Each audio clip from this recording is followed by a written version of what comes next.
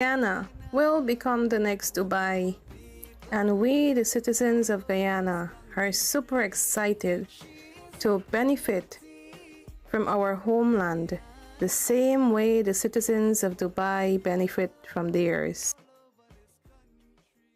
This is what life is like for citizens from the Emirate of Dubai. When you are born, your parents pay nothing. Your delivery and checkups for the next 9 months are all free. Then you grow up and you go to school. Local school in Dubai is free.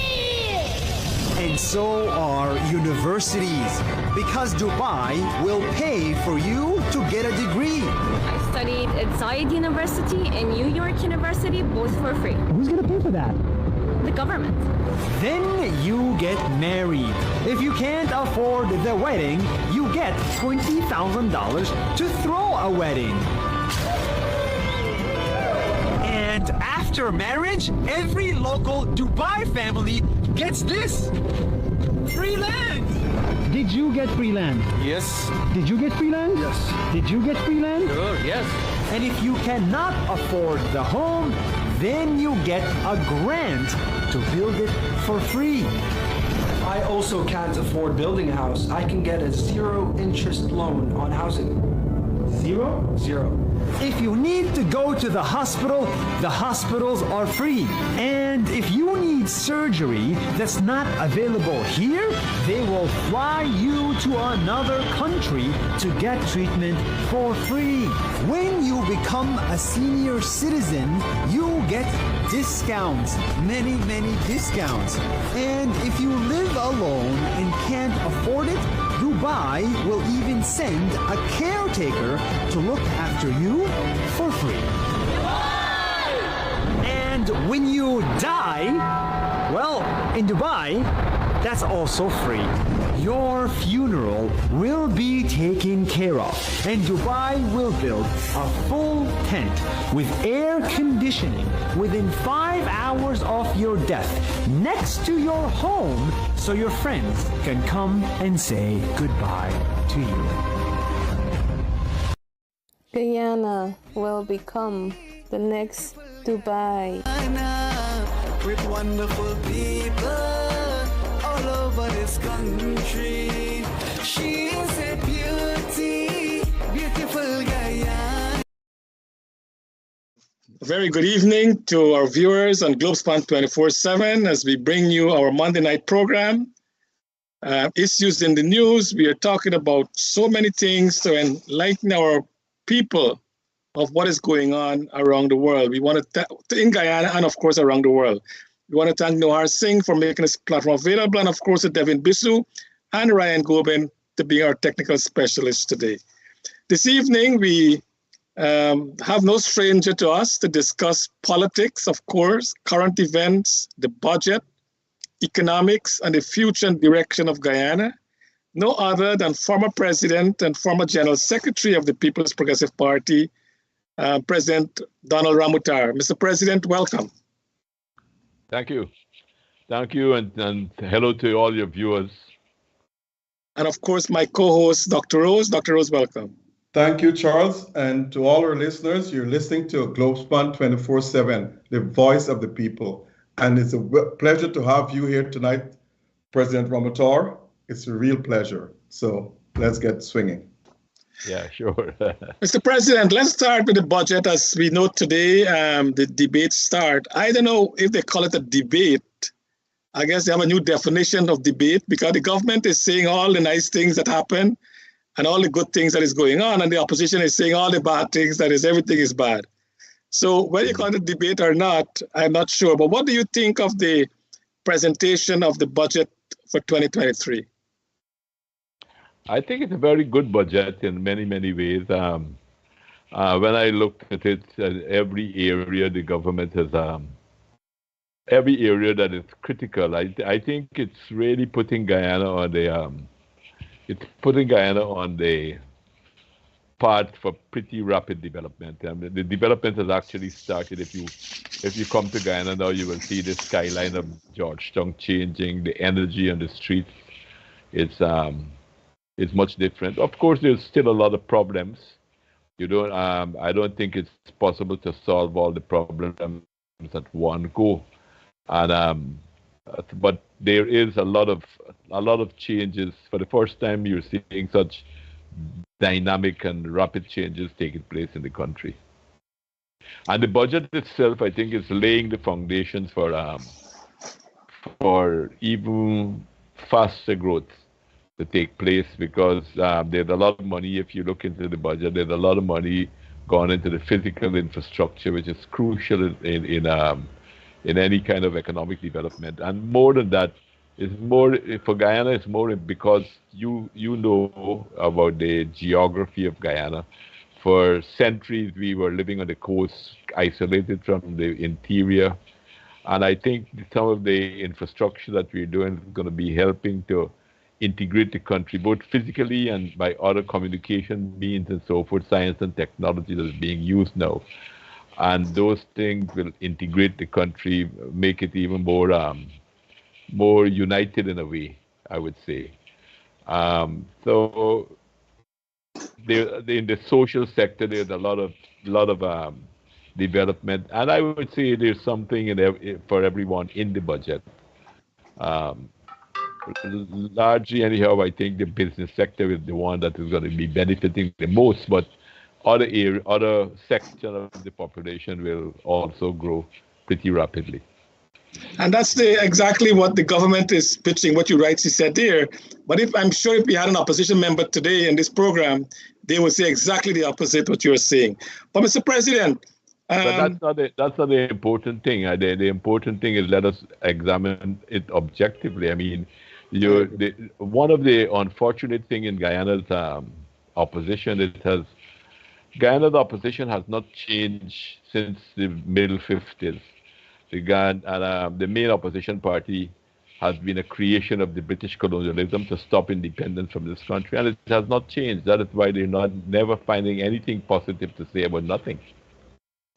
And that's a good point. Well, Mr. President, this year's current revenue is projected at $578 billion. Of that, 41% is from the Natural Resource Fund and the carbon credit. So if the production of oil and in our FASCO out there is affected by whether it's the hurricane, a tornado, we are lucky we don't have that, but the temperature is changing around the world. We don't know what can happen. Wouldn't that affect the income side of the budget?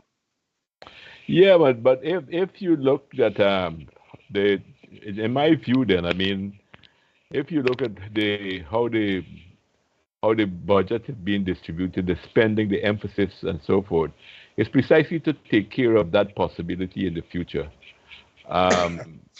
Because I think there is investments in other areas. There's an effort to widen the base of the economy so that it's right now. You're right. It's overwhelmingly in the natural resources sector, oil in particular, and that's the biggest driver of growth at the moment. Other mining, gold and manganese, bauxite, and so forth. And I think I just had a quick glance at the budget. I haven't really studied it that deeply, but my own experience looking at it, but I think that there's a decline in the amount of contribution that agriculture plays, and that the government, some of the investment that they're putting in is to try to solve that problem, to raise that problem, and to also to give benefits. Look at the tourism sector that they're putting in a lot of money, and the infrastructure in tourism is growing. So you're right, but I think if you look at the trust of the budget, you will see that that's obviously in those people who created the budget, that was in their mind, and they are building for the future so that you can minimize the impact of such natural or other disasters that can happen. And I mentioned to Mr. President because I know a budget is only a proposal. it's hypothetical, what will happen into the year. We don't know if it will actual numbers will be realized.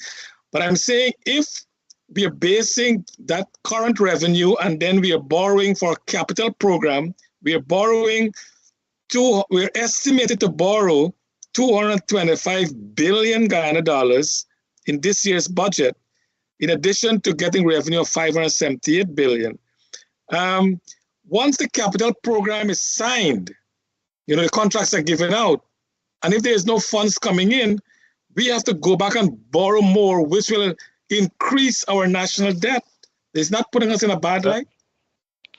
Well, no, I don't think so. You rightly said what we're borrowing on is the capital side of the budget. Not if we were borrowing for the current budget, then that would have been a major problem. But we're borrowing for capital expenses, which is expected to increase the capacity of the country. For instance, in infrastructure, power. Power had always been a big problem in Guyana. One of the reasons that we never had processing or a good manufacturing sector.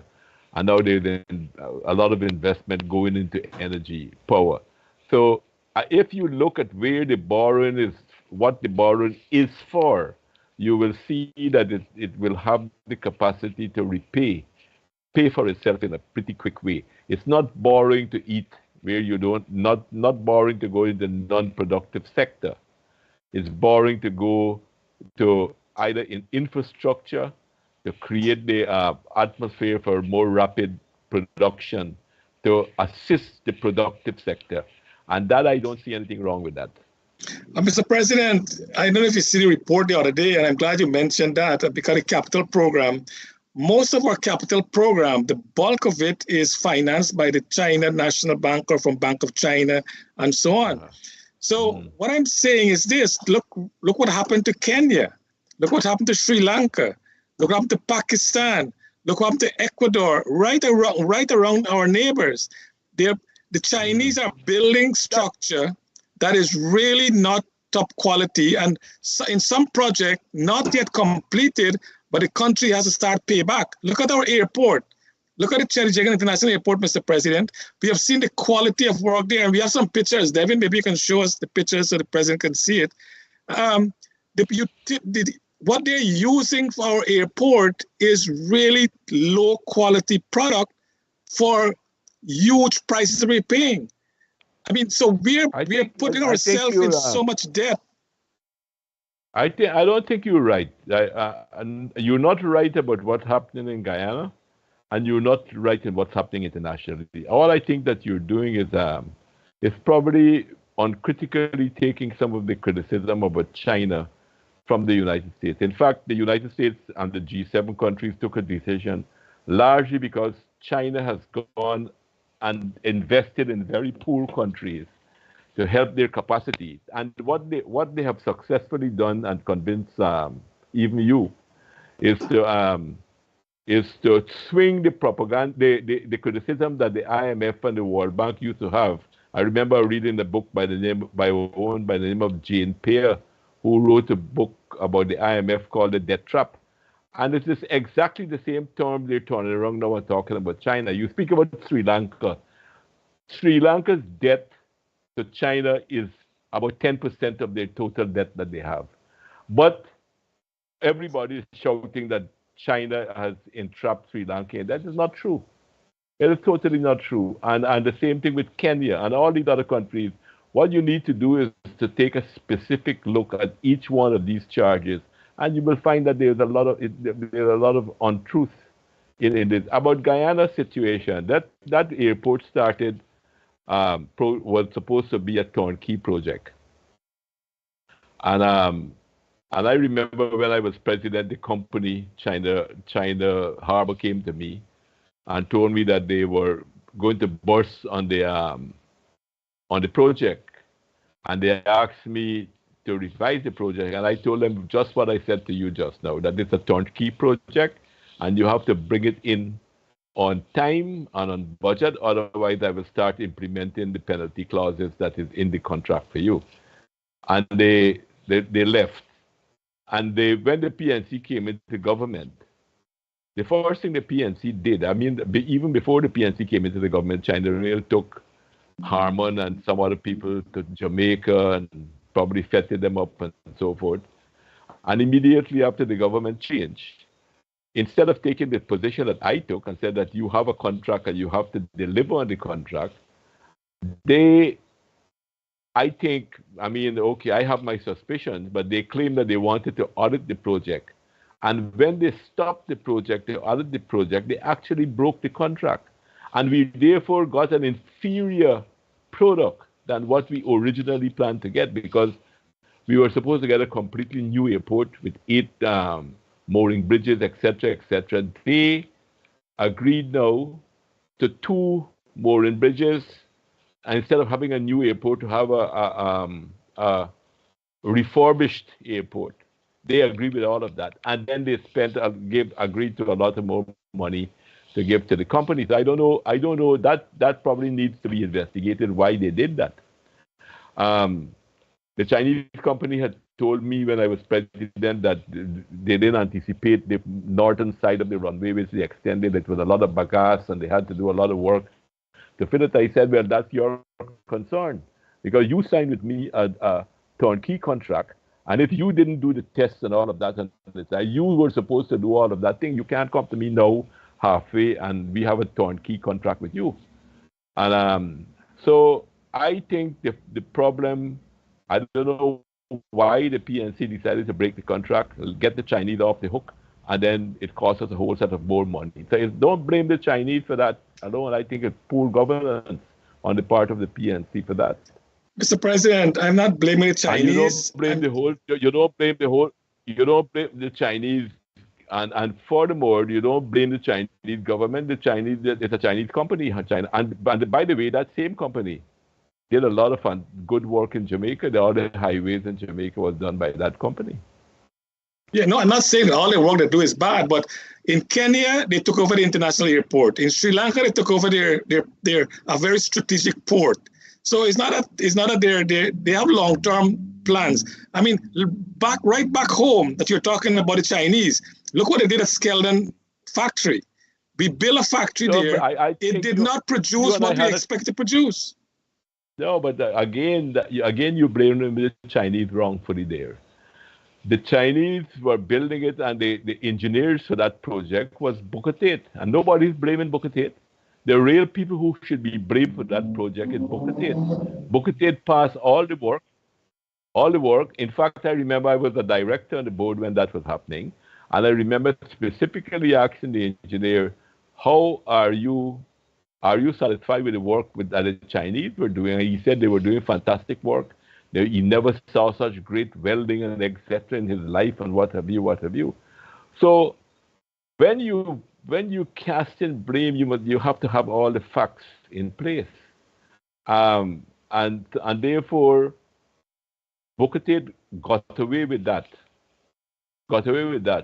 and while they were supposed to be the main engineers in that project. And by the way, let me just tell you this. Booker Tate, engineer who was in charge of that project, he went and built a similar factory in Belize, and it's working very well. Mr. President, but again, you make a very good point there. Why did the government of Guyana then take Booker Tate to court for the bad advice they gave to the government of Guyana?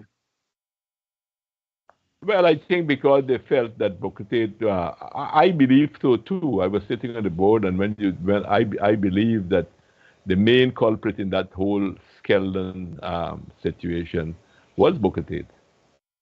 I'm not saying that the Chinese is without blame, but it is Booker Tate that was paid as the engineer to overlook, to see that we were getting the quality of work and that was specified in the contract. But I'm saying, Mr. President, sorry to cut you, but I'm saying that we paid the Booker Tate for that part of the engineering work. Why didn't we take them to court for bad advice? Why did we take them to court? Why we didn't take them to court? I think we did, I don't know. I'm not sure exactly what happened, but I remember that I had left the board by then, but I know the board was going to take them to court on that matter. What happened, I'm not quite sure offhand. Okay, Dr. Rose. Yes, Mr. Ramotar, as you know, no one is perfect. No human being is perfect, which means that the budget has to have some sort of imperfection. What are some of the good things in the budget, and what are some of the not too good things in the budget specifically, you think? I would find it hard to find really things that are bad in the budget. I have different concerns on more, I think, more of an organizational, managerial side of things. But if you look at the budget, I think you'll find it extremely difficult to really. I think I can understand the dilemma of the opposition in this regard, if their idea is to try to find fault in the budget and so forth. But I have some different issues. Not that I disagree with what is in the budget, but I don't think that some of the things will materialize largely because of other problems. For instance, the money that they're putting in sugar. I don't think that they will get out what they expect to get from the sugar industry, largely because they're not dealing with the real problem that exists in sugar. The problem in sugar is not what they're stating. In my view, the problem in sugar is managerial. And unless they dismiss the CEO and really get a proper team in Gaisuco, they will. I mean, imagine this year we produced less than 50,000 tons of sugar, when Albion alone, historically in 2014, 2015, Albion alone produced 65,000 tons of sugar. And the same Skeldon that you're talking about, they closed the Skeldon down. Skeldon in 2014 and 2015 was the biggest producing estate in the country. The problem that it had was being resolved. We brought some people from South Africa who got a similar type of factory, and we were dealing with all the problems that it had. So I do not have a problem with the budget as such, but I have a problem with how some of these things are. Let's take also health. There's a lot of money that is being put into the health sector. But the problem in the health sector is not money, because the government, since the PVP civic government has been in office, we have been increasing spending on the health sector. I myself used to go to the public hospital regularly in the 70s and 80s. My wife was a nurse, and I used to be going there to pick her up, take her to work, and pick her up back. And recently I went into the hospital, into the maternity ward area and so forth, and I was shocked. It looked like a first world hospital. It shows the investment is there with a lot. Yet, when you look at the newspaper, you're seeing women dying from childbirth. Woman died in the went in for a simple operation of a gallstone, and she died. The problem is not the money. I think the problem is the managerial stuff. The fact that I believe that the government should deal with issues like stopping doctors from working in all of the hospitals. If you go to the private hospitals in Guyana, the list of doctors that you will see that they have is public hospital doctors. So they either have to stop the practice of allowing the doctors from the public hospital to work in private hospital, or at least to insist that when they're on duty, that they be at the public hospital for the total time that they're there. Because I don't think that that some of the issues and some of the problems that you have. And the second thing is this: if you look at how much money the government spends on pharmaceuticals for the hospital, and then sometimes you still get the criticism that this hospital or that clinic doesn't have drugs and so forth. There's a lot of people stealing these things, and I believe that those are some of the areas that the government should be focusing on very strongly, so that the people we can have use the term value for money that is being invested there. So the budget, I think, has the right orientation. The emphasis is correct. The spending is I can see the thinking behind it, a lot of the spending and so forth. There are some other areas too that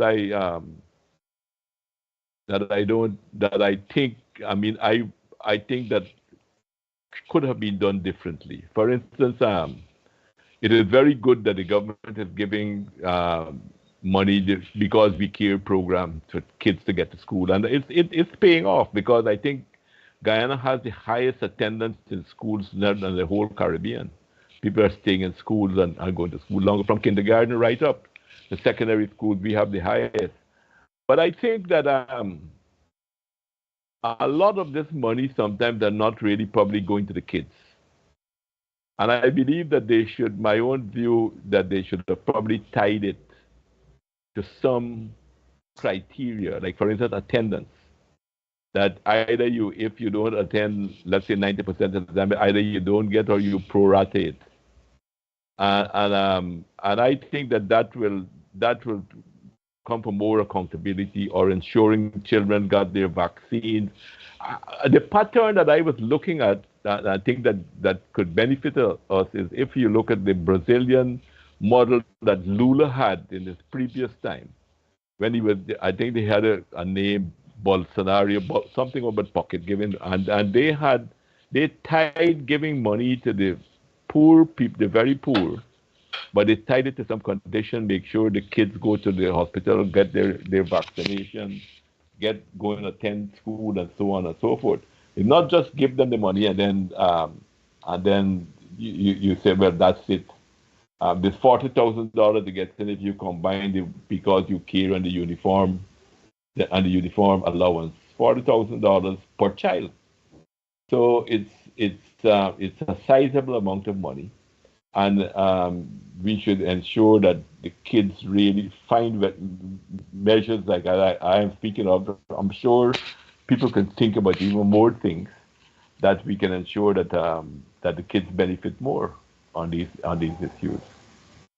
I agree with you on that. And as an educator myself, I think the money allotted to the Ministry of Education is worth it because let's face facts. Ms. Manichan, the minister, is doing a fantastic job in expanding, she and her team, in expanding education and doing her very best to make sure that every child gets a proper education in Guyana. But let me come to you with this question, President Ramotar. Abraham Lincoln once said that he never really read or listened to praises from people because that could offset you. He listened to more critics because it helps you to discover what is wrong with your policies or your programs. Now, if you were the president today, would you allot money the same way it's been allotted to various institutions? That will make me speculate. And you put me to speculate because I am not there and I'm not dealing with all the issues that the present administrator has got to deal with. And therefore, it would be rather unfair of me to pass judgment on how they are putting money. But as I've said, I think a lot of our problem now is not money. I think a lot of our problem is organization and management. Let's take, for instance, another example that I spoke about just now. Let's take, for instance, the NIS. I think NIS, we need a HR audit in the place to examine the efficiency and whether it's over bloated, whether the inefficiency that exists there, and so on and so forth. And on that basis, I think you can make a good plan for NIS and to come out of some of the problems that it has. A lot of workers. I saw that the Minister of Finance said that since 2020, some 50% of the problems that they had there have been solved, but 50% is still a lot, and a lot of these things are owed to sugar workers who are now unemployed and would definitely need their benefits and so forth that they should get, and those things need to be done like yesterday. So it's not the money as such. I believe we need more management, better management, public sector management, and so forth. I think we need to strengthen management in those areas, and also definite organization. For instance, I am while there's a lot of things that workers get in the budget, some directly and some indirectly, what I don't like about it is that the workers had very little say in the budget if you compare to what the private sector had. The private sector seems to have had a lot more input in the budget. Part of the problem is the workers' problem itself. The whole TUC is a mess. The labor movement is divided and so forth and so forth. I spoke at the Congress of the CCW, and I made that point. If they don't get together and get united, um, they will be sidelined because some of the problems are what they themselves have created. They need to get their act together, get more united, and have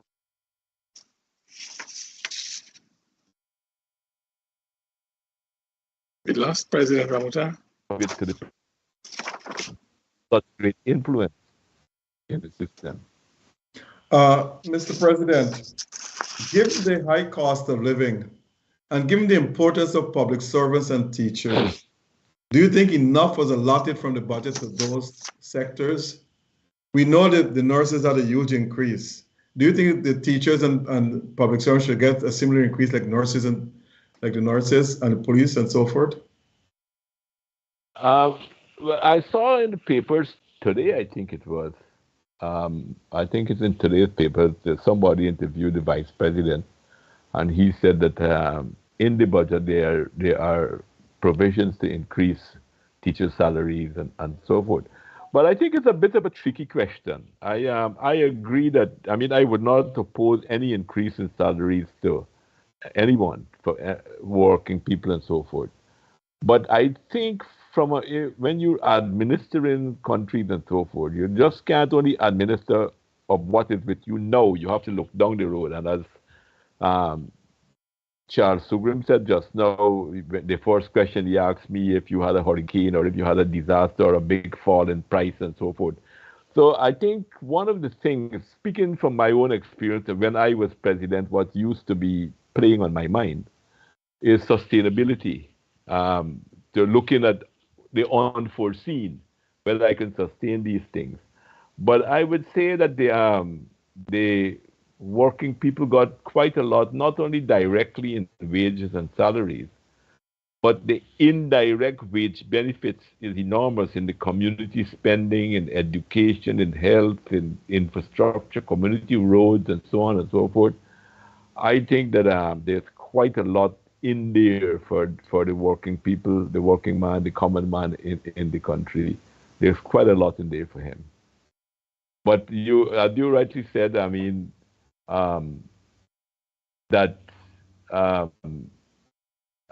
the cost of living, but I think the government has also taken a lot of measures, admirably. I think it's some very admirable measures that they're taking to try to keep the cost of living down. For instance, cutting out VAT, cutting out excise taxes, and many of these areas. What is important? Look, for instance, they're holding taxes and on containers on pre-COVID prices and so forth. In COVID times, I understand a container used to cost from China to come here about $5,000 US. Now it's about $20,000 US. But the government is going back in order to keep the cost of living down, to put some of the taxes based on the earlier prices and so forth, which is very admirable for them to do that. My only concern with that is that what mechanism are they putting in place to ensure that the benefit actually goes to the common man, to the working man, and that the business sector don't just take the opportunity just to make that windfall profit for themselves. Mr. President, teachers, nurses, public servants, and the numbers that are there to support this are leaving the country rapidly, very, very fast as we go along. Yeah. What, in your opinion, what do you think the government has to do to stop such migration patterns? I think it has to do with several things, I think. One, it is very clear that although we have oil and we are in a far better financial position today than we were 10 years ago, 5 years ago, even 4 years ago. We were in a much better position than we were. We still can't compete with the United States that is deliberately attracting some of our teachers to come to their schools. We still can't compete with the United Kingdom that's short of nurses and attracting our nurses and so forth. But therefore, I think that it has to be a combination of salary. It has to be a combination of probably creating some type of program with housing. They're doing some stuff like allowing people to buy more cars and so forth, but even that has its own problem because you can barely walk in the city now with the amount of cars that you have within the system itself. So I think we have to tie up the material benefits with other types of incentives and also education. I think what had been lacking in our country for a long, long time is we've been going through the education program in the formal way, dealing with the subjects, English, maths, etc., etc. But it needs to be some thought about some type of patriotic type of education to give people. That this is your country of your birth. This is some level of develop a Guyanese consciousness, not an Afro-Guyanese or an Indo-Guyanese consciousness, a Guyanese consciousness, a patriotic consciousness that will want people to want to make a contribution to a developing society. Because when you go to America, you're a small fish in a big ocean. In Guyana, you could be a big fish in a pretty small pond, and also you could be get a greater satisfaction that you are making a contribution. But I don't think you will see that necessarily unless we think about ways and means to have some patriotic education. I know in the past, in the 50s and 60s, the PPP thought a lot about that, and they were doing a lot of that type of work, mass education in history, teaching people our own history, etc., to build up a Guyanese type of consciousness. So I think it's not only, it's very easy just to say, well, give them more salaries and they will stay. But I don't think that we can't compete with United States. We can't compete with the United Kingdom. So therefore, we have to tie it with some other type of measures. Mr. President, you were president for 3 years. I think you had the shortest reign in recent times. Yeah. Looking back, what do you think you have done differently in order to win the last election in 2015? We did? What do you think you would have done differently to win the last election in 2015? Well, we won the PPP won the election in 2015. How so? I think they won the election in 2015 largely because of the poor performance of the previous government. I think the previous government threw away an opportunity with both of their hands. I believe that they probably from the very beginning that they went into the government, they didn't expect that they will have to depend on I'm talking about you in 2015 when you lost the election. I don't think I lost. I think we discussed that before. I told you some things before. I think that the elections were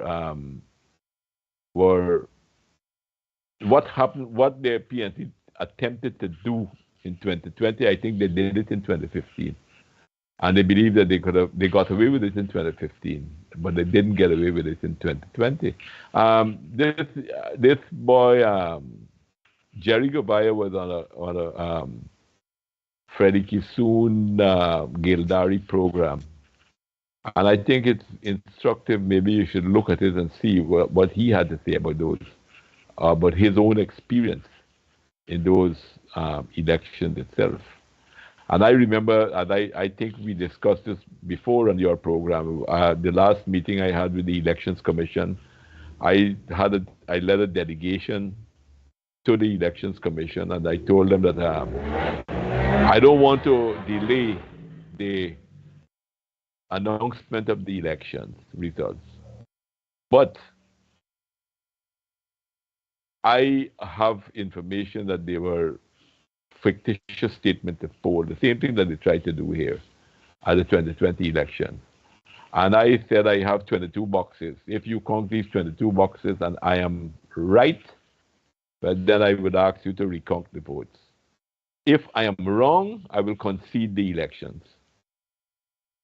They didn't answer, and I said, okay, if you think I'm trying to hold back the announcement of these elections, count 5 of these boxes. 5 of these boxes. And if I am right, if I am wrong, I will concede the elections immediately. So Richbari said to me in front of my delegation and in front of the commission that existed at the time, 22 boxes will just take just over an hour. We will count the 22 boxes. They never did.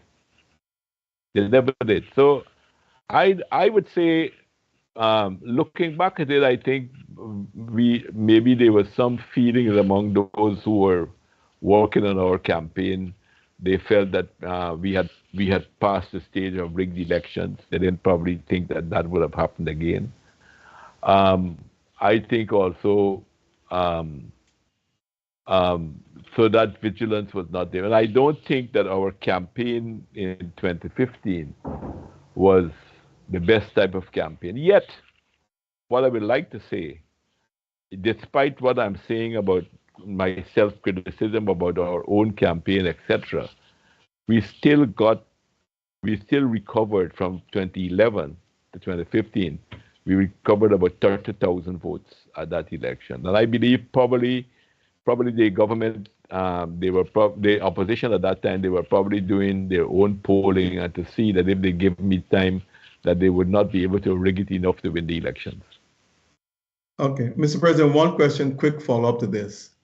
If you're in government and you allow the opposition to rig an election and defeat you, what that tells the public about you as a governing body? No, you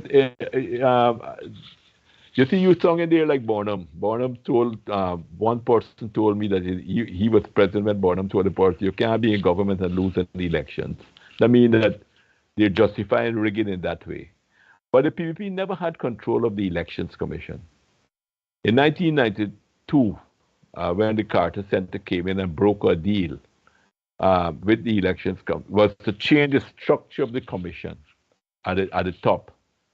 But the body of that commission itself was never changed. And if you look at the Vidove report in 2001, there was an expert coming from one of the international elections area. He did an audit of the elections. And if you look at his report, you will see he said that many of the mistakes that were made could not have really been mistakes. They were deliberate things. So, and you remember too, in 1997, the PNC called a strike when they recognized that they were losing, and 90% of the staff walked out with them. So the PPP never had, and I don't think the PPP ever wanted to get control. All they were trying to do is to get the Elections Commission to run a fair elections. I remember when the Elections Commission removed Boudou as Chief Elections Officer, and they appointed Lowenfield. I invited Lowenfield to my office, and I told him, and you can probably ask him. I told him, I said, listen, I can guarantee you that I will not ask you to do anything wrong. And I can guarantee to you that the PPP will not ask you to do anything wrong to rig the elections in our favor, do anything in that regard for us. And all I am asking you is not to do anything wrong for the other side as well, to do a clean, fair, and free election. That was my advice to Lowenfield. I think he tried. With all that has happened now, he's being, deservedly what he did in 2020 is unacceptable. But I think in 2015 he tried, because at one time in 2015 when the Elections Commission was meeting, he said to the Elections Commission that I can't announce these elections. They are forcing him to announce these elections. He was coming under a lot of pressure, not only from within the commission itself, but he was coming under a lot of pressure from the international community and so on and so forth. And they asked him why you can't announce these elections. And he said, because I found a fictitious statement of poll. So they told him to put aside the boxes that he was comfortable with, that he was uncomfortable with, and announced the boxes that he was comfortable with. He put aside 400 boxes, and the next day he came under such pressure because the PNC had people in front of his house all night with his family. He probably felt his family was being threatened, and the international community. Well, I don't know what was their agenda, but they announced the elections without them looking back at those boxes. So I think after he broke there, they forced him to. Then I believe you slip, you slide, and he just went down the line and feel that would be the whole thing forever. Thanks, you list me, tell me that I'm just like Burnham. Thanks for putting me in such elite status among the elite politicians in Guyana. Thank you very much for that. Charles, over to you. No, I'm not.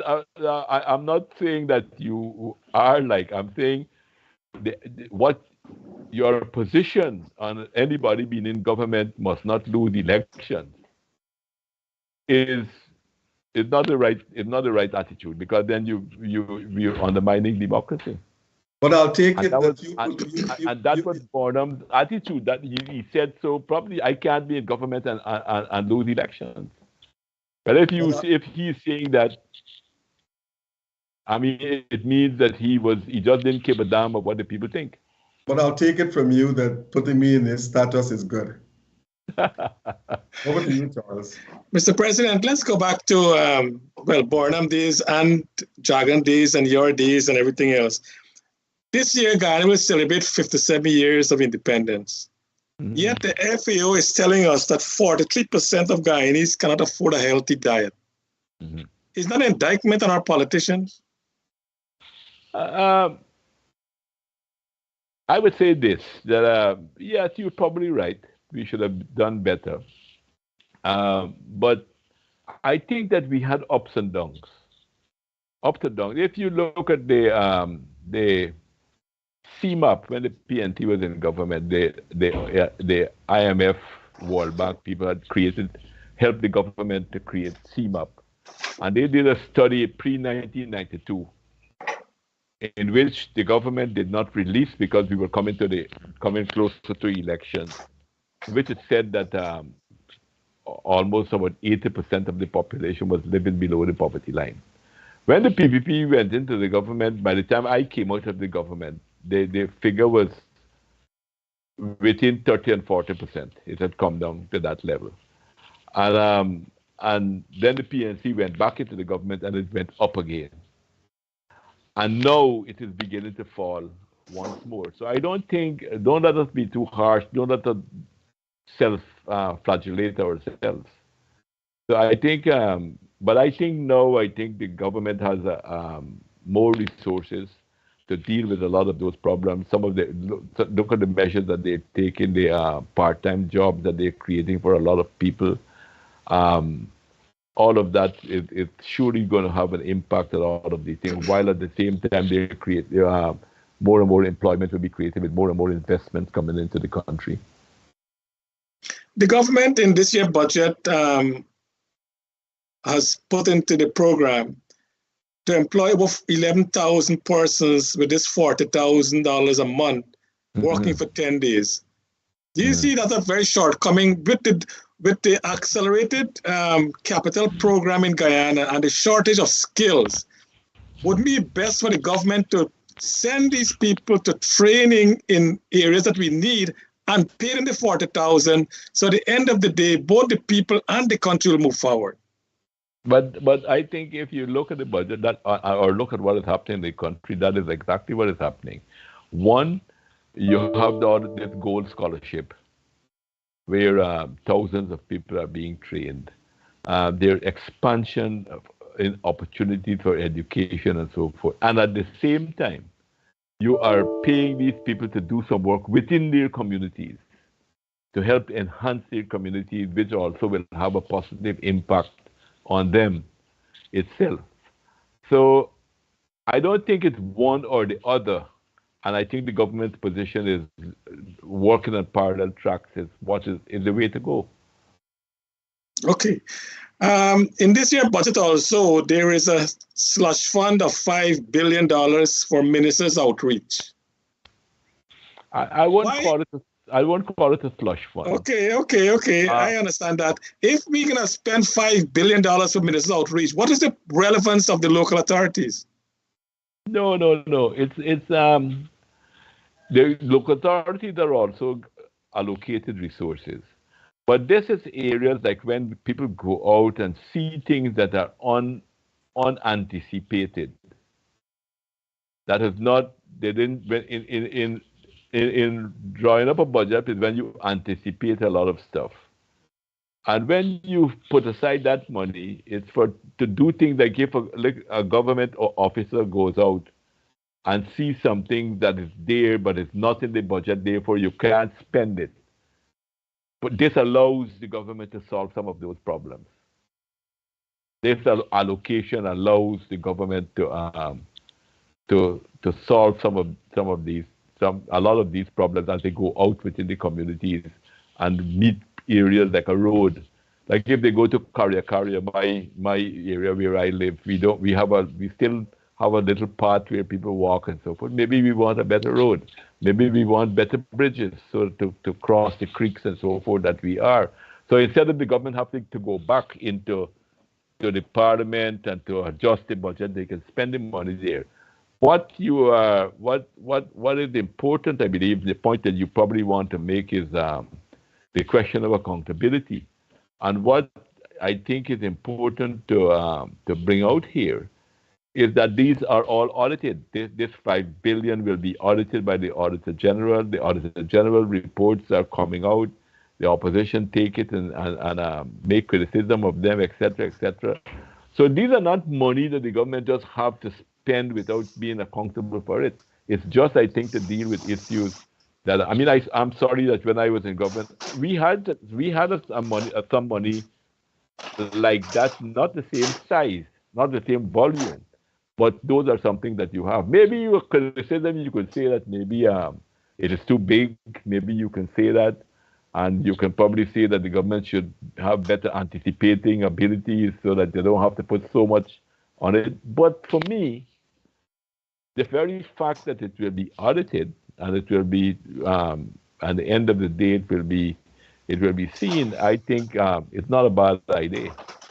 Mr. President, it's not the auditing part of it. I'm saying we have the NDCs who would normally report to the regional council, who of course will report to the central government and so on. There should be a step progression. So the minister don't have to go and know that Karakara need a road. The NDC already knows that, and that should be part of the budget. So I don't know why we're spending $5 billion for minister outreach when the local authorities should be responsible for ensuring their authorities taken care of. Okay, so if a local authority exhausts the money that they have and they still have things they want to do, that money can go to them too. It doesn't necessarily mean that the government will spend it. It could be transferred to them. Okay, Mr. President. Mr. President, you know the road from Schooner to Crane, another great development for Guyana. I think that will cut out all the traffic to Hope because it's really terrible there. $21.8 billion was awarded. Some companies that are in the awarded contract, we don't know what their experience is. We don't know who the owners of these companies are. Is it contract given to the friend and family of the PEP? Well, like you, I don't know who these people are too. I must tell you. I mean, I'm not in the center of things now. I'm not following things in a day-to-day way.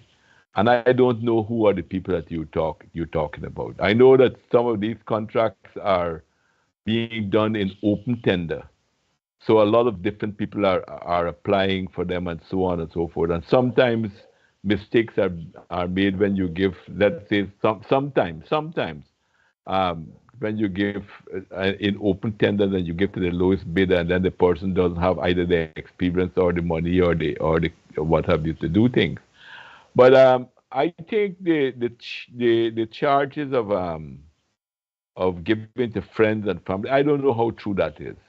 Because I like you, I don't know who these people are. Well, Mr. President, there is only one simple way to know that. There's something in law called lifting the veil of incorporation. So we should go to the registrar and find out who are the owners of these companies.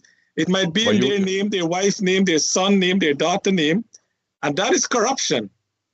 No, well, I suppose you could do that. I suppose you can find out these companies that once they register that you should have that information. I agree with you. Don't you have that information? Oh, it's not easy to get that information. Those are confidential But information. Have anybody gone to the registrar and asked for that information and was refused? The government of Guyana has the authority to do it. And of course, if to get that, you have to go through the ministry. I'm not talking about that, but do you know anyone who went to the registry and said that I would like to have some information about this company and they were refused to be given it? Yes, I know. You got to go through the czar of information to get it. And that never happened. Mr. No, well, all he had to do is to write them and ask them to provide. You know, that would not happen, Mr. President. We talk about Guyana, that will not happen. But I don't know. I don't know. I don't know if that's necessarily true. Because these things are all. His position is a constitutional position, is a legal position. Therefore, I think you can take it to the court. In your knowledge, Mr. President, has he produced any information that was requested of him from anybody?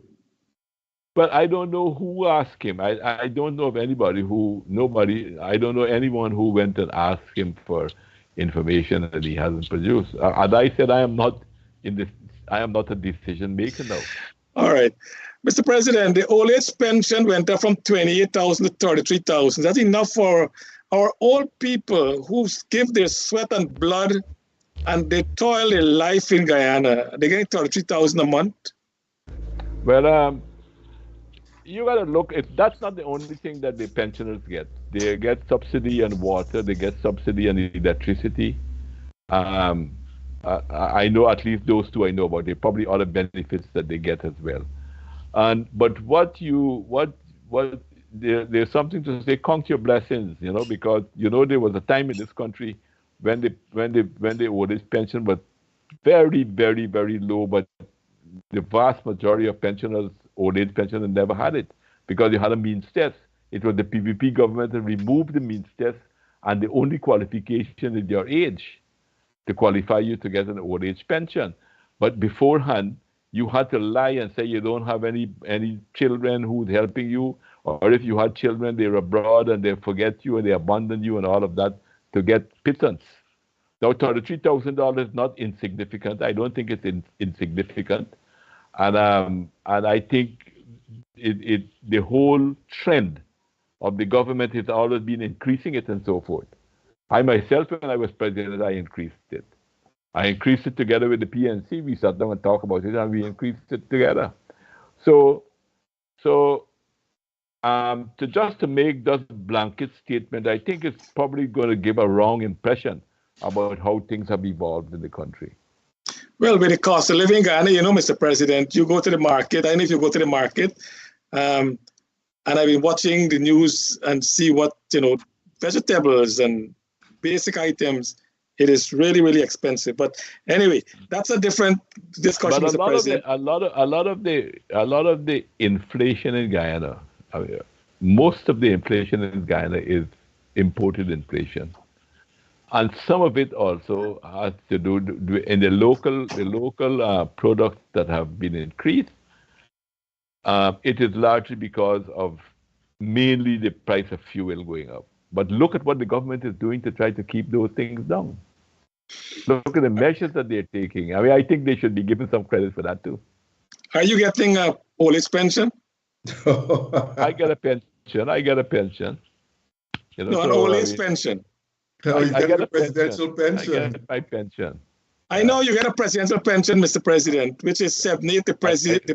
I thought we were talking about the budget and a political. I know.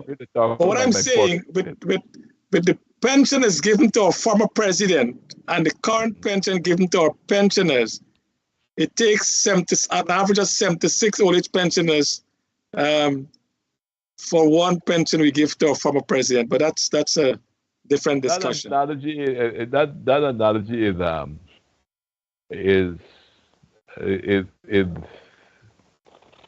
it can only be made from a point of view of wickedness. No, Mr. President. The reality is all over the world, people give people who spend their life in public service, and to reach some of these stages they're given an adequate pension and so forth. So why are you? I know I'm not disagreeing with it. But I'm saying why are you making politicians. statements that you're making? No. I mean, look at what the pensioners used to get: less than $500 a month. They used to get less than $500 a month. Yeah, I agree. But what I'm saying, Mr. President, why don't you look at it from that point of view? that is true.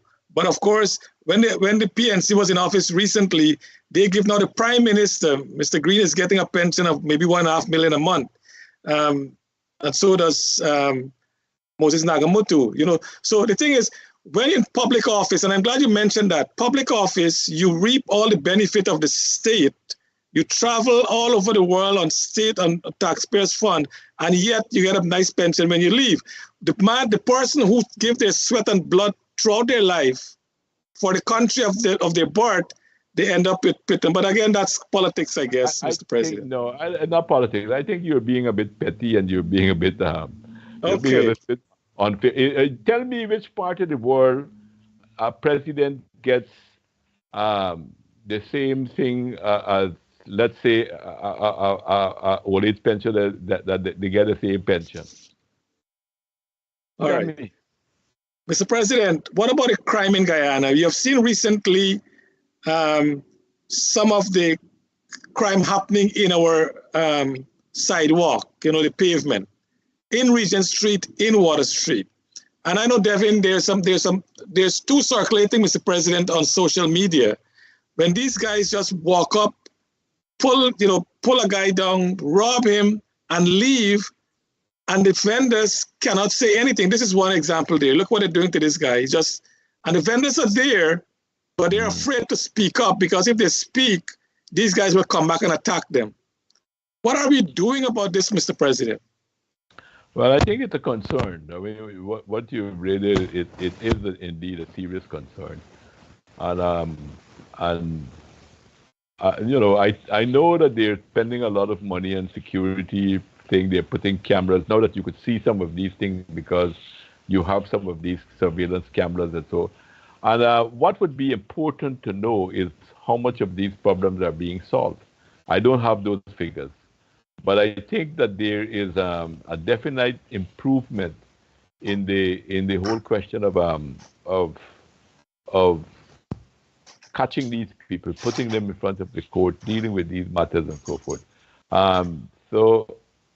And I think that this in a matter of time, as the economy gets better, as you have more and more investment and employment and so forth, this type of crime will go down. What worries me more is the bigger type of crime, the drug crime, the execution type of killing and that type of thing, and the level of resolving those problems are not. This one, I think they will resolve them very quickly. They will pick up the camera, they will find them, but there's a lot of others that have left unsolved. Those are the ones I think that we should be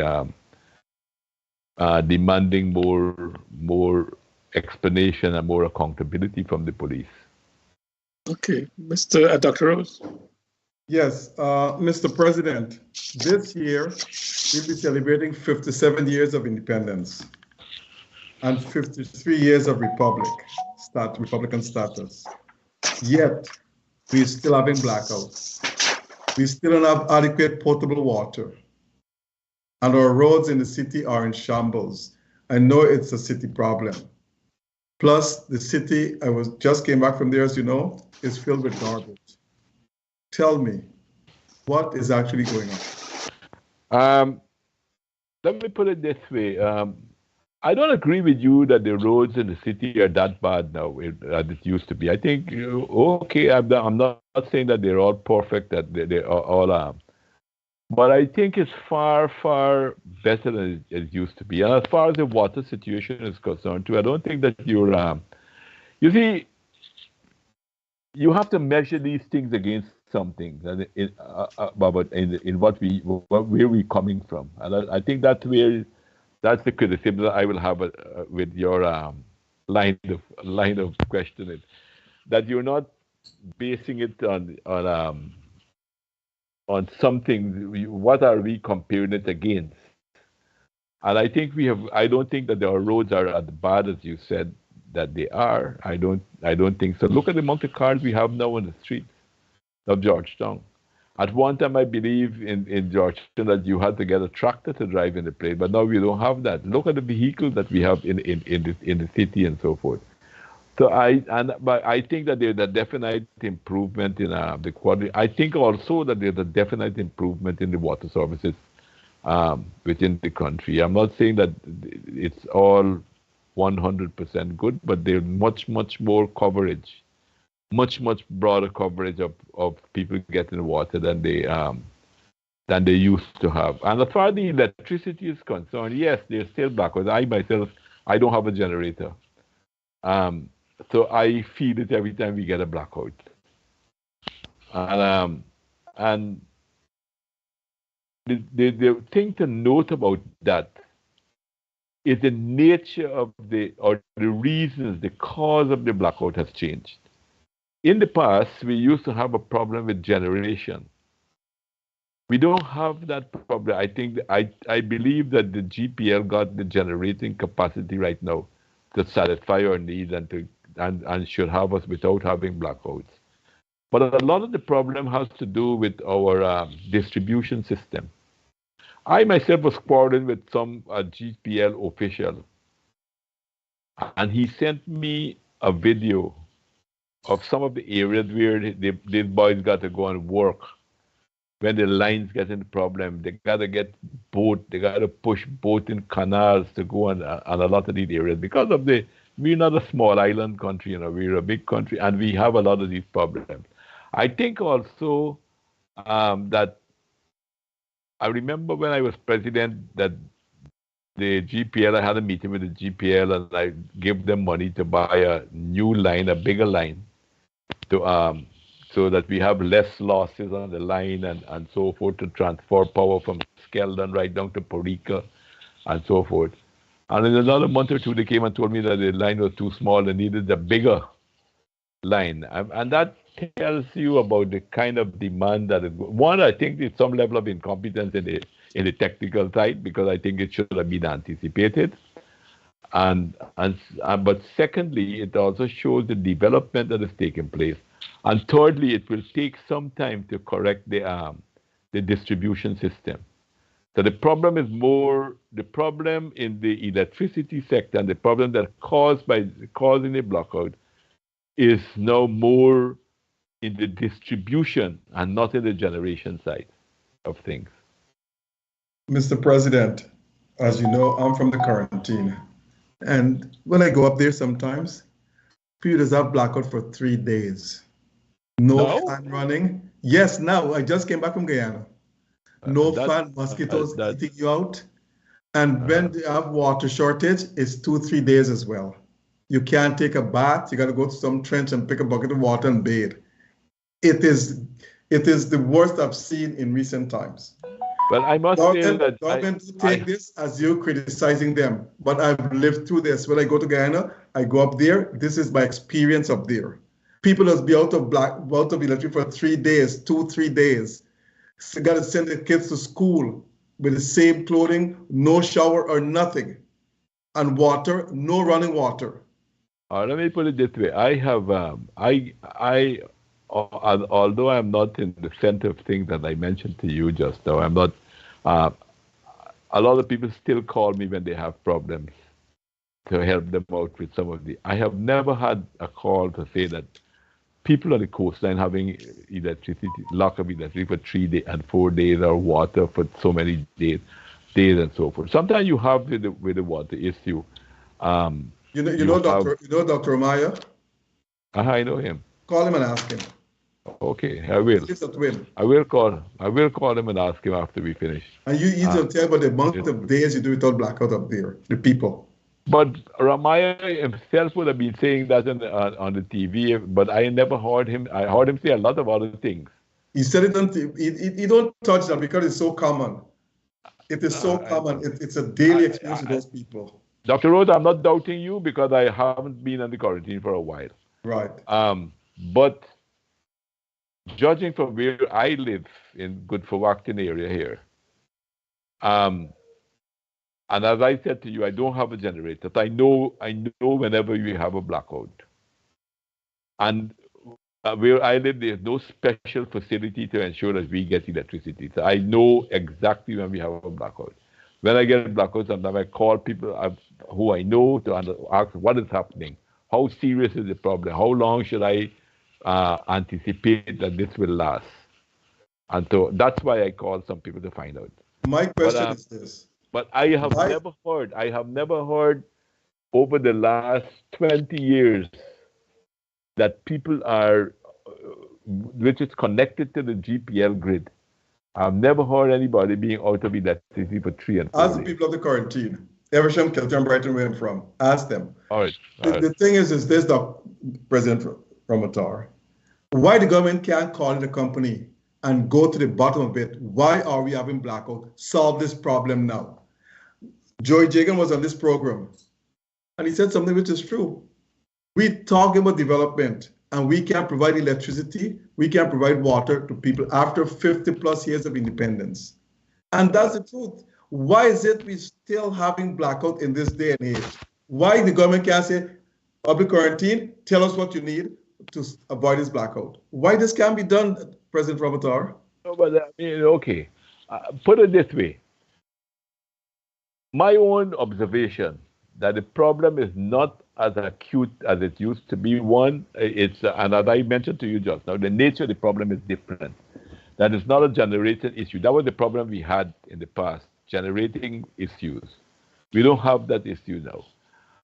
But also with what has taken place, they're going back to the Amila Falls project, the gas to shore project.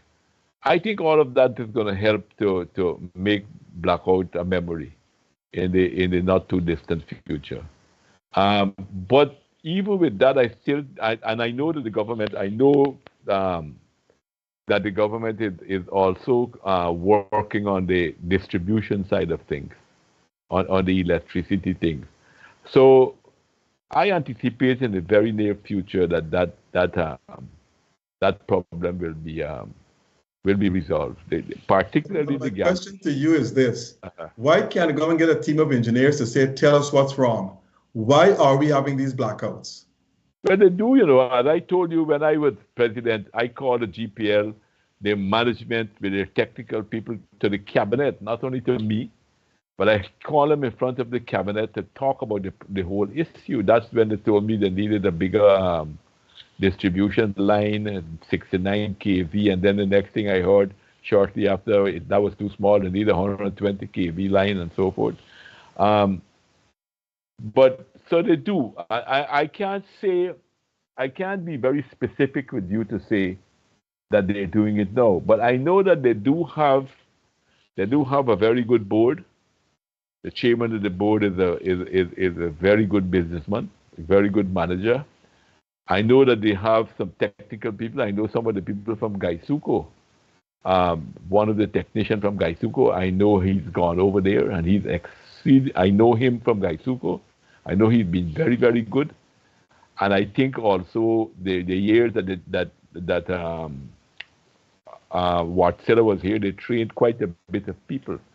So I think that they have the people, and I do think that they talk to them, but I can't really be very specific with you to say what they're telling them now and what are all the problems. I tell you what I know, and I still know that this is a fact, that the big problem that they have now is still distribution, it's not generating. As we're speaking, someone from the quarantine texted me, a family. We did not have power since this morning at 9 o'clock. Look okay. There. I'm gonna check with that. But so the point remains. All I'm saying is that and some of that problem in the quarantine, what is happening in the quarantine, has to do with what is happening in sugar, because you know that they had a cogen plant linked with Skeldon, and where they used to be burning bagasse to generate electricity, and with the low production of sugar now, I don't even think they have enough bagasse for that. So the government had a facility there that was generating electricity all the way from Skeldon to Mycone, giving power all the way to Mycone, and now that facility is out. So maybe that is part of the problem. But even though I don't have any authority in these things, I will still find out what is the issue, because that shocked me what you told me just now, and then you had this message from the quarantine. So it's not impossible, but I really, from my own experience, I really President find it. Ali has embarked on something very good for the country, the One Guyana Initiative, which is to unite the races, bring them together once and for all. I haven't seen an expansive program like this from any other president.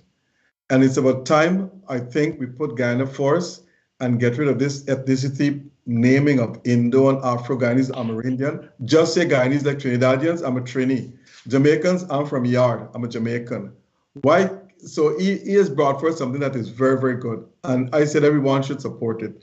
Plus, he has the 1,000 men program, where they're going about building homes, doing the right things and so forth. But so what do you think of those two programs? No, like you, I think they're good programs. But what you are probably missing, I'm not sure if you're missing it but what you have not mentioned, that if you look at the record of the two main political parties that have been in government, it's hard to compare achievements. The PNC really has very little to show. They took a country in 1964 that was the best in the Caribbean in many of the characteristics of the economy, etc. And when they left government, we were competing with Haiti to see who would be the worst country in the world. So because they don't have a good track record, they have been dependent on race. The good thing in our country is that the PPP has never, whatever you might say about the leaders of today, whatever criticism you have on them, they have never allowed themselves to degenerate, to appeal to race. It is true that the majority of people who support the PPP are Indo-Guyanese, but the PPP don't have a policy to discriminate. They never had any. Two, they don't make that type of appeal. In fact, they constantly make the opposite for unity, etc. Not the same we can say about the PNC. Look at this recent story at Mocha. There's a video circulating where when the PNC was in government, one minister of the government saying you have to move. But now that the government is saying that you have to move because we're putting a road, they're swinging it to say it's race.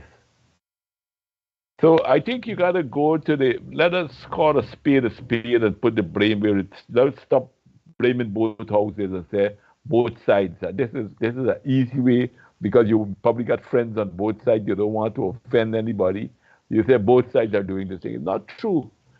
Both sides are not doing these things. The perpetuation of the racial politics in this country is on one side.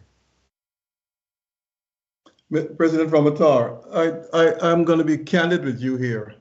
Yeah. I don't see why it will benefit the PNC to go race when they never had 50% of the population Afro-Guyanese, but the PP did. So I'm saying to you, why would they appeal to race when they know they can't win on a race? The same can be said about the PPP. Why should the PPP? I'm going to tell you. I'm going to answer you just now why. And to answer that question, you need to go back into our history.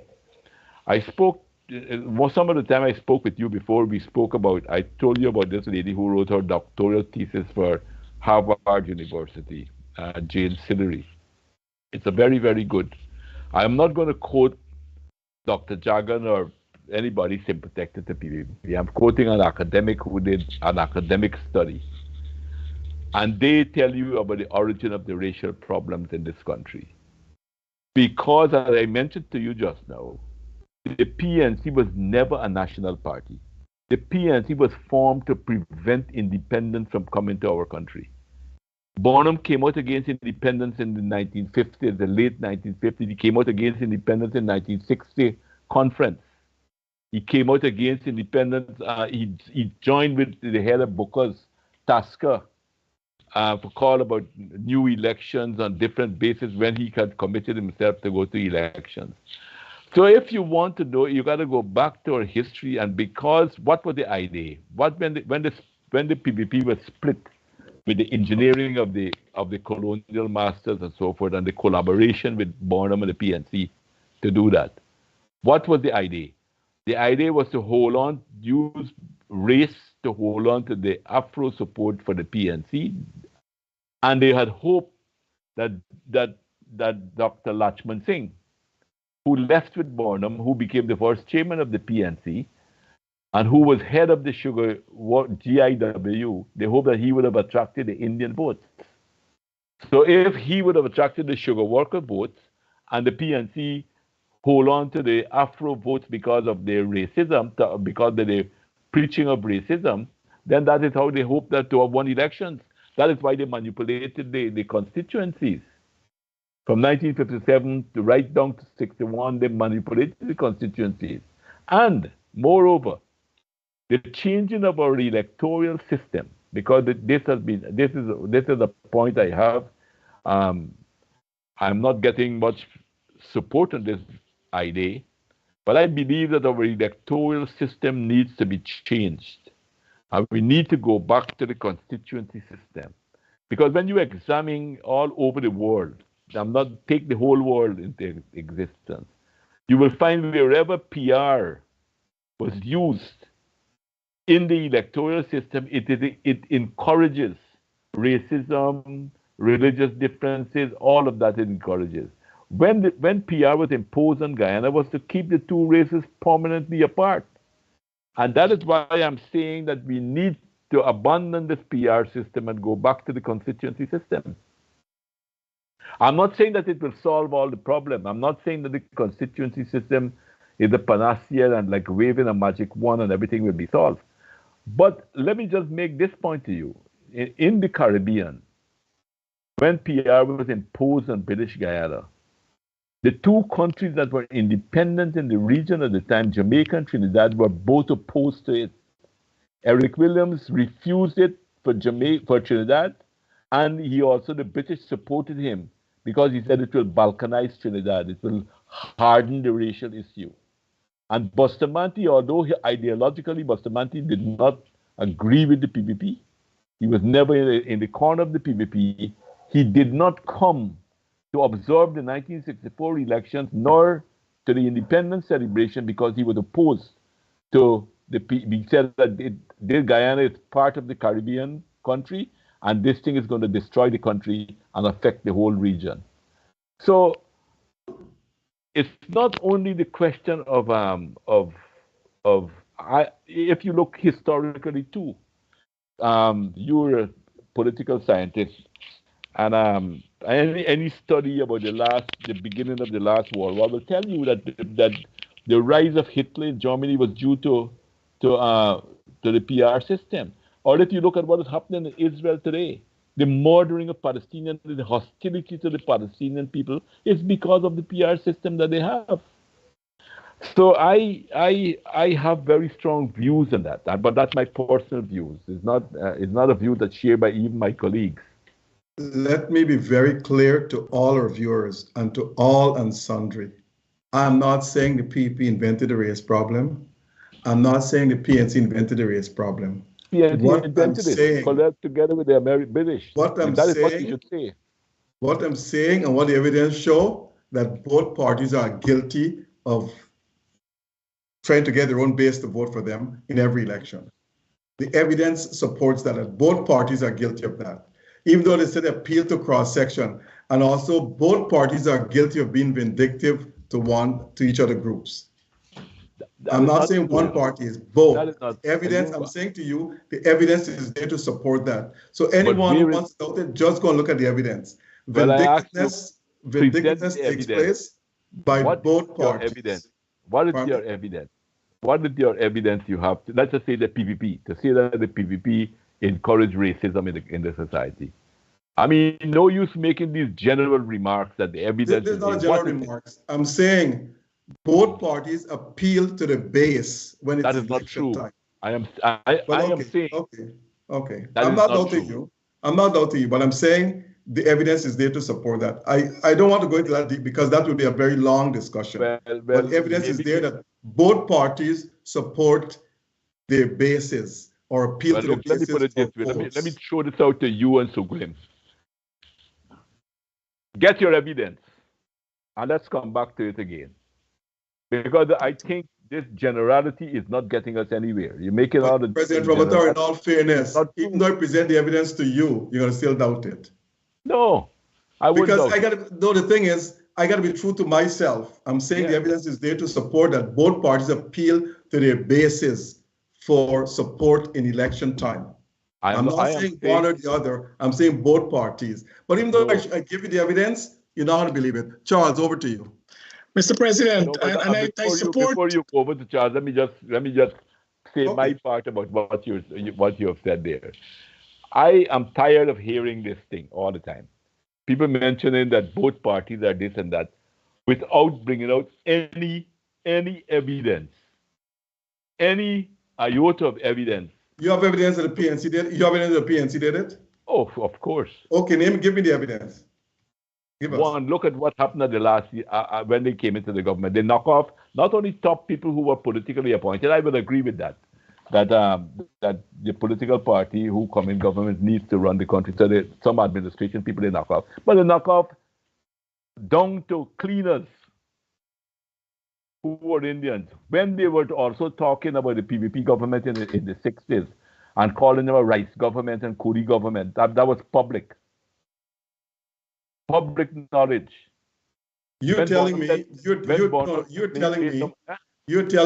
the PNC knocked off down to cleaners. You have names? Yes. I wrote about those things publicly. I wrote articles about those things. In various ministries. Let's not go there. In all fairness to you, let's not go there because the evidence is not there to support one party did it and the other party did not. I'm saying to you, the evidence is there to support both parties. When the GDF was being formed, the man who was supposed to head it, the most qualified man, was the man by the name of Sattar. He's still alive. He's living in Canada. You could ask him what happened to him. Mr. President, with all respect, I'm saying to you, let's not embark on that. Beginning had half and half Indians and Africans officers in the force. What happened to the Indian officers? Mr. President, let's not embark. Okay, all right. Okay. Mr. President, we got limited time left. Our time is running to thing. Do you think Guyana is a socialist system still, or we have changed? No, Guyana is not a socialist. We're very, very far away from socialism. We're far away from socialism. I think we are as far away from socialism as the moon from the day, which is regrettable because the poor people are eventually going to suffer. All right, and I support you with the constituent. I believe we should go back to that election, the constituent election. But my view is not force past the post. You got to win 50% of the vote to win the seat. So you have to get runoff. That will be, I think that's real representation there, but that's a different discussion. Mr. President, going forward, I'm sure we'll have you before the next election, but what is your view of the next election? Well, politics is not chemistry or is not physics. Things could change overnight in the blink of an eye. It's a soft science. It could change in a week, it could change in a day. But if you ask me now, as things stand now, as we stand at present here now, I would predict that the PPP could win the elections easily. True. One of it has to do with some of the difficulties that the PNC is going through. But the PNC will not always have this problem. They're going to resolve their problems down the line. And we don't know what that can bring. So I know you meant. I will not be able to answer your question. No, that's fine. I know you mentioned you're not active in the political realm right now, but you do take calls from people and so on and try to help them. But I was through the grapevine, I heard that the office of the General Secretary PPP will open itself soon. Are you interested in running for the General Secretary of the PPP? I didn't hear that. I mean, you're giving me news. But are you contemplating a run for the GS back? No, no, no, no. I'm not contemplating. I mean, I'm not. None of those things I'm contemplating. Because I was told the vice president is so overwhelmed with his work that he really can't take care of the party work. So I think he might be shelving that. Well, let me put it this way. I haven't heard that. Okay. Mr. President, it has been a great pleasure having you again tonight on the program. We thank you for spending your evening with us. Is there anything you want to say in closing? No, I'm happy to be here. I'm always happy to exchange views with you and to talk to your audience, the audience that you have. So maybe the next time what you should do is probably open the lines that them ask questions to me. I don't mind. We're trying to get that. Yeah, we're trying to get that. And but I'm happy. I'm always ready to share my views on issues as I've done tonight. I try to be objective. I try to be honest with how I see things, and I'm thankful to you for giving me the opportunity to talk about them. All right, thank you, and thank you for being with us, Dr. Rose. Anything in closing? And that's true, Mr. President. You've always been candid. This is why our audience, our viewers love you. Every time they said bring back you on the show, because you express your views, whether right or wrong. You state what you have in your mind, and you say it plainly, and that's what the program is all about. Yeah. Now I'm asking the same question. I'm saying to increase the retirement age from 55 to 62. Because at 55, people are retiring, and that's the time they have the most experience in leaving the country. I'm also calling for increase in salaries for the public servants and teachers. I know nurses got theirs, and I thank the president for that. And police officers got increases as well, and so forth. But we are asking for similar increases for public servants and teachers. And also I'm asking for the time now is to end the blackouts throughout the country. It's happening too often. And our internet system, I know it's not a government, but our internet system, GT&T and Digicel, I don't know what they're doing. You cannot talk to someone in Guyana for more than a minute or two before that reconnect comes in and disconnect you.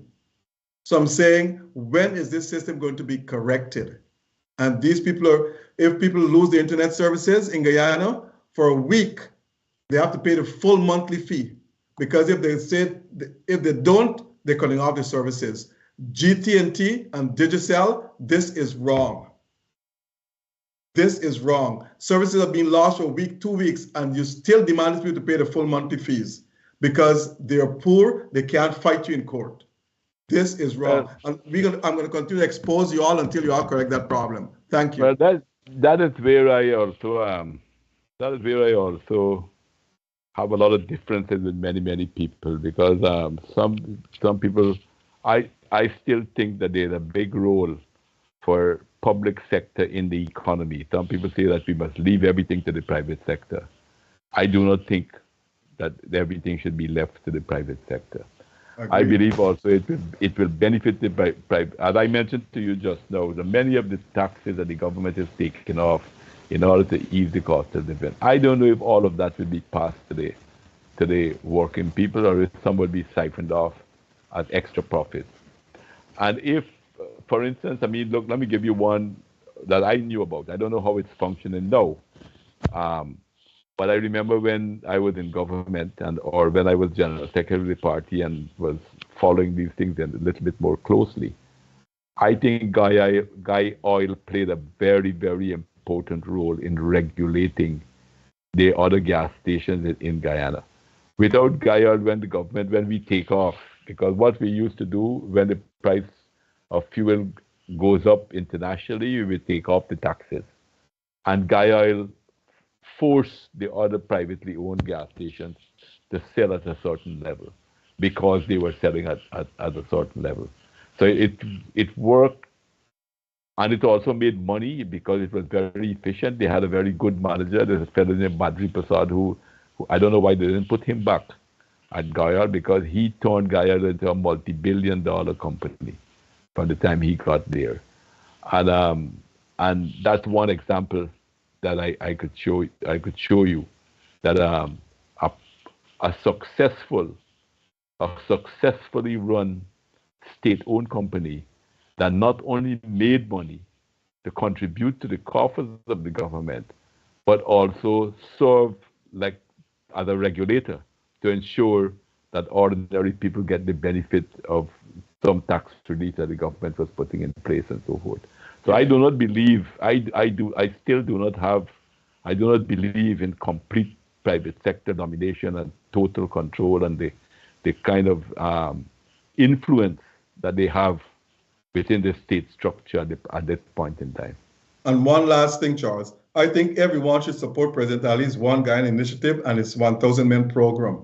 And we must also support him from going to every corner of this country. He don't look at where he's going, whether you're black or Indian. He goes wherever the problem is, and he's solving the people's problem. That's a characteristic. That's a continuation of PPP. I support him in that because he's doing it every day. He's always up and running someplace. I don't know how he gets the energy, but he's doing it. Jerry Jagan used to do that. Sam Hines did that. Janet Jagan did that. Bharat Jagdeo did that. But I don't think anyone did it like President Ali. This man went all over the country within the past 2.5 years. All right. Okay. Yeah, I think the president is. No, I think the president is doing a good job. I'm telling this, and he's loved by the people all across the country. I've seen that. That's important. That's important. Yeah. But compared to what President Granger did in his 5 years, President Ali is really miles ahead of what President Granger did. I don't know where he gets energy from, but he gets up and he goes. And if there's a problem, he picks up the phone and call the minister. There's a problem here. I want it solved, and he gets it solved. That's what he's good at. We have become the program time, gentlemen. So, Mr. President, Dr. Rose, to our audience out there, to Noah and to Devin and to Ryan, we want to thank you, and we'll see you next week again, God's willing. God bless our great country of Guyana. Thank you. Thank you again, President Ramotar, for coming, and thank to all our audience.